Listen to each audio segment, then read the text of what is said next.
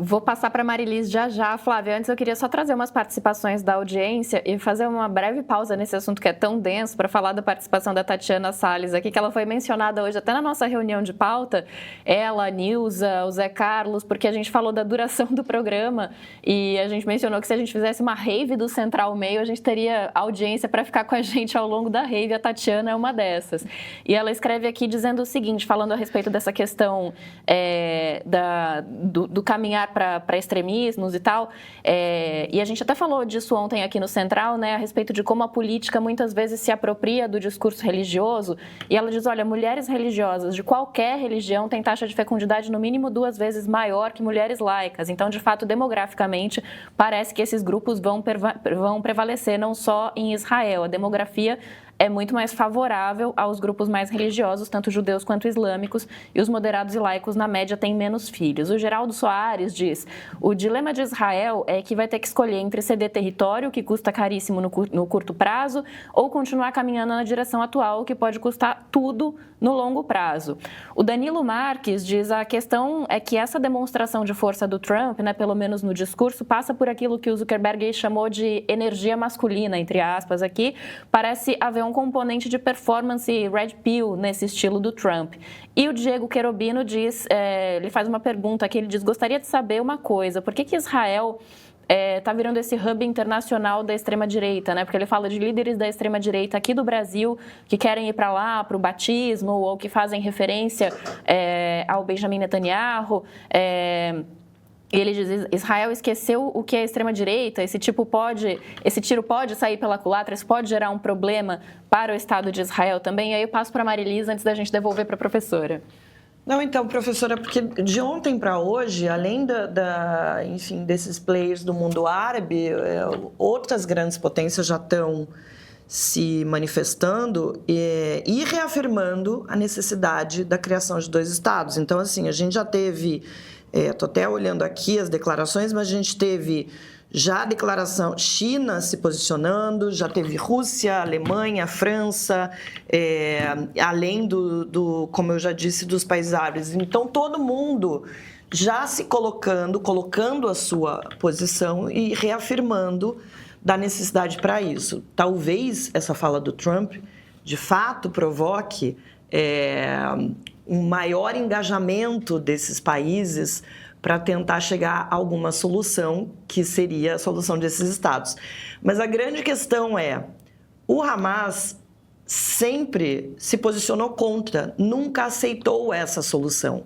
Ainda que esses países consigam trazer essa oferta para a mesa, ainda que tenham o Trump ali como grande negociador disso, será que a gente vai ver do outro lado o Hamas ou as autoridades palestinas sentando nessa mesa e aceitando isso? Porque até agora, dentro desse período todo de conflito, de guerra, as negociações que acabaram acontecendo para, enfim, troca de reféns e de prisioneiros, o Hamas não se manifestou nesse sentido. Há alguma possibilidade de que isso aconteça? E a outra coisa é só um comentário. Esse movimento do Trump me causou muita estranheza ontem, porque todo o discurso dele tem sido Make America Great Again, que é olhar para dentro do país, só para dentro dos Estados Unidos e fazer todas as coisas para que o país volte a crescer, que melhore, enfim, o custo de vida, que aumente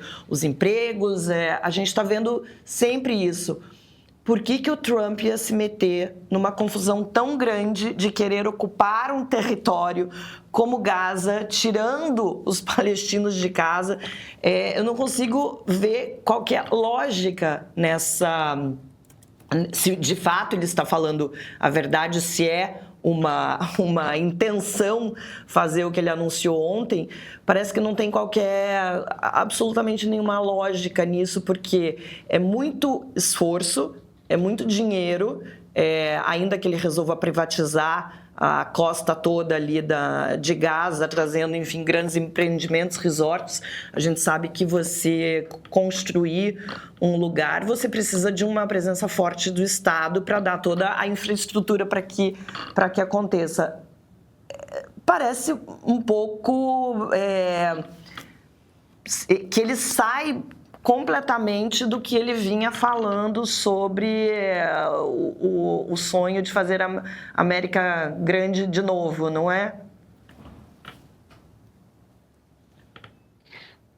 Ou é a versão internacional da América Grande de novo, né?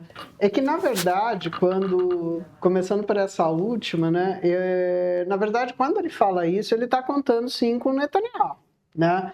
A ideia é que você tem a ocupação dos Estados Unidos, mas quem vai tomar conta disso é Israel. Isso também pode gerar um problema para Israel.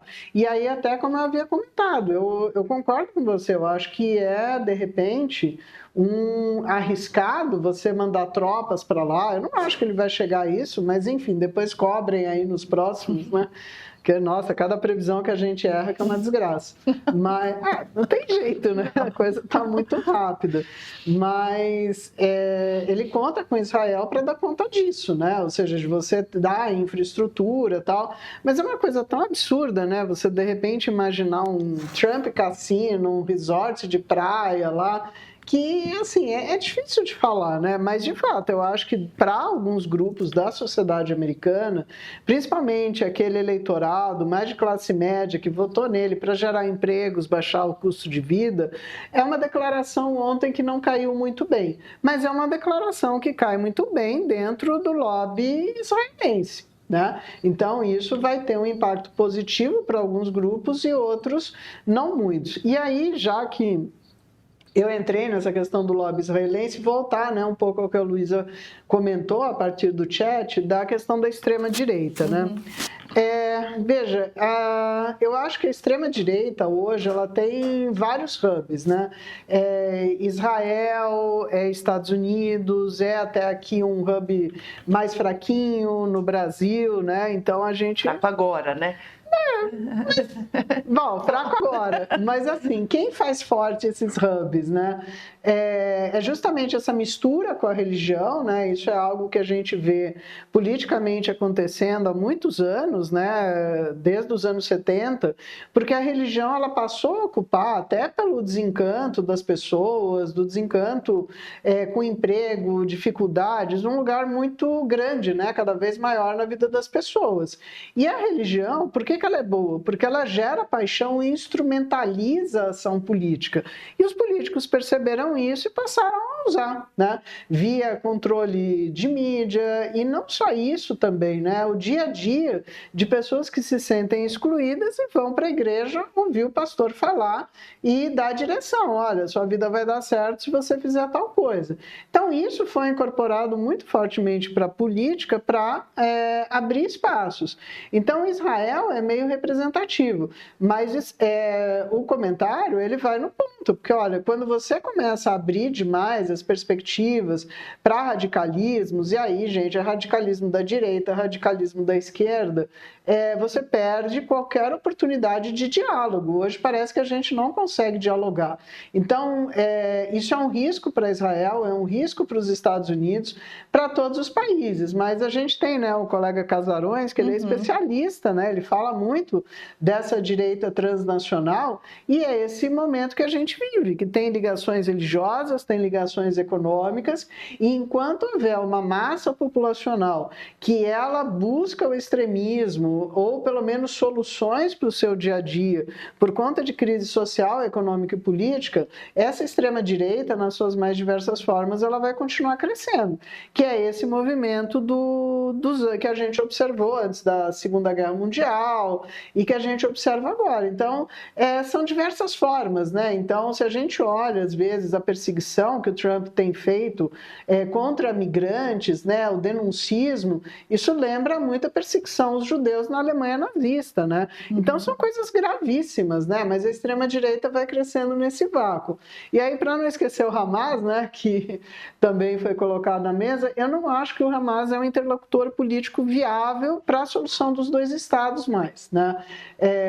Eu acho que ainda vai ter que discutir realmente se essa solução é real. Como eu falei, eu defendo, como pessoa e como analista, a criação dos dois estados, mas entendo que o cenário geopolítico hoje caminhou para uma destruição da parte do eixo Estados Unidos-Israel dessas possibilidades de negociação de uma forma viável, independente das manifestações da comunidade internacional, em termos de Estado, em termos de organismos multilaterais. Então, seria preciso uma refundação de um processo de paz. O que o Trump quer é justamente esticar a corda para que essa refundação eventualmente passe pela perda de territórios para os palestinos, né?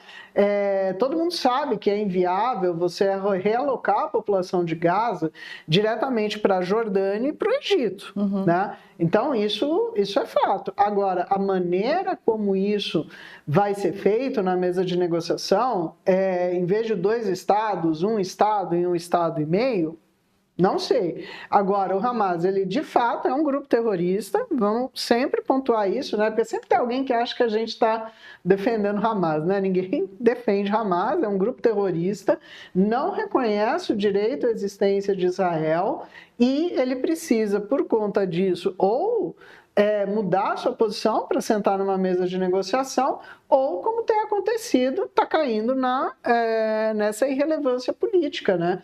Eu não vejo hoje o Hamas como interlocutor fiável. Ele vai continuar sentando na mesa de negociação? Até vai, mas não necessariamente sendo ouvido e não é reconhecido politicamente por outros interlocutores. Então, também isso tem que se resolver. Quem vai falar pela Palestina? Não é o Hamas, a Autoridade Nacional Palestina está fraca, não é a ONU, né, como a gente estava conversando. E a população palestina está sem nenhuma condição de escolher um líder também, né? Nenhuma. Porque a gente tem ali um momento em que a Autoridade Palestina se enfraqueceu, o Hamas se fortaleceu, isso antes, né, lá atrás, inclusive com a ajuda do grupo do Netanyahu. Aí vem esse ataque de 7 de outubro, vem a subsequente contra a reação e violentíssima de Israel, e hoje as pessoas, o povo palestino que está voltando está preocupado com o mínimo de condição de sobreviver e não tem como se organizar politicamente para fazer essa conversa. Então, alguém vai ter que fazer essa conversa em nome deles, e neste momento, que eu acho que seria o caminho, que seria a ONU está sendo completamente ineficaz e minada, né? Também sem condição de se recolocar. É uma situação muito delicada e de pouquíssima perspectiva, né? E, assim, só a título de curiosidade, gente, quando teve o cessar-fogo, né, a gente estava lendo lá o acordo, vendo muito otimismo, né, os reféns sendo libertados, também prisioneiros palestinos, e a gente ia lendo o acordo e justamente o que ficava em aberto. Como é que vai ser a reconstrução de Gaza? Quem que vai governar Gaza? Qual que vai ser a dinâmica política? Vai ser uma tutela de Israel? Quem que vai fazer a segurança? Vai ser uma força de paz internacional? Porque a ONU tem, sim, mecanismos para isso, né? A gente já teve outras oportunidades de forças de missão de paz entrando no território, administrando aquela região. Isso é viável hoje? Essa é a solução. Se a gente for olhar a história, a solução seria essa: você ter uma representação das Nações Unidas que ajude na reconstrução de Gaza, com apoio dos outros países da comunidade internacional e que permita uma recuperação da tragédia humanitária para uma reorganização política e outras forças. Agora, a gente está falando aqui de um mundo ideal. E esse mundo ideal é o que os países que não querem essa solução, porque ela existe, são os países que não querem essa solução que minam. Então, você vê o cenário definhando, e Gaza como uma zona de guerra, destruída humanitariamente e com um forte vácuo de poder, né?